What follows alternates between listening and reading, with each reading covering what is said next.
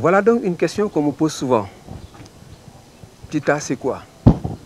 Eh bien, quand j'étais tout jeune, à peine 1 an peut-être, j'apprenais à parler.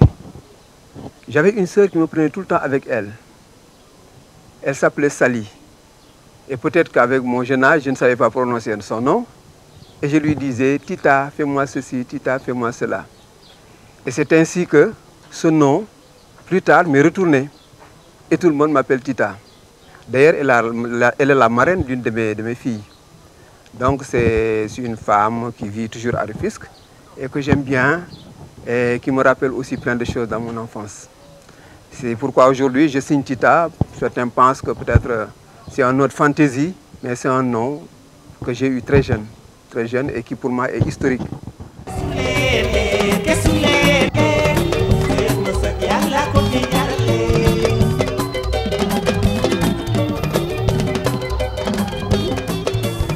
À travers cette sculpture dépouillée à double face, je rends hommage à mon demi-frère Ngagne qui a combattu aux côtés des Français pendant la Seconde Guerre mondiale.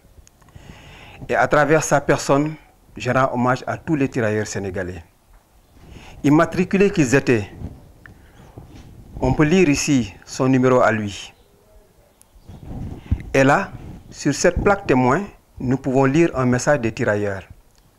Nous avons servi sous le même drapeau qu'eux. Le 1er décembre 1944, notre contrat avec eux a débouché sur la tragédie que vous connaissez, le massacre de Thiaroye.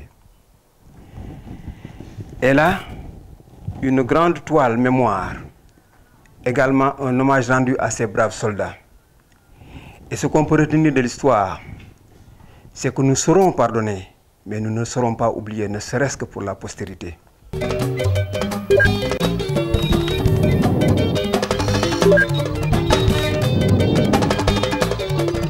Moi, j'aime beaucoup voyager. D'ailleurs, depuis 1991, tous les ans, je suis en Europe pour goûter les délices de partage d'émotions, mais aussi d'échanges de culture et autres profits qui empêchent le repli sur soi. On m'invite comme ça, c'est des gens qui passent dans mon atelier, qui voient mon travail, et qui prennent mon adresse, et un jour ils m'appellent au téléphone, et on va organiser votre voyage ici, on vous a trouvé un machin ici. Et c'est comme ça a fonctionné avec mon ami Crapaud qui est à Bordeaux. C'est comme ça que ça a fonctionné en Italie, avec les gens qui m'exposaient tout le temps là-bas, en Italie. Et ensuite, c'est la Belgique, avec le projet Arts sans frontières. Je n'arrêtais pas, chaque année, je venais en Belgique ou en France. Si Tita aime partager sa culture en voyageant dans le monde entier, il est aussi très conscient des limites de la mondialisation. Il se plaît à le dire, la mondialisation étrangle les valeurs et les identités. Mais en tant qu'être humain, il faut savoir conserver des valeurs.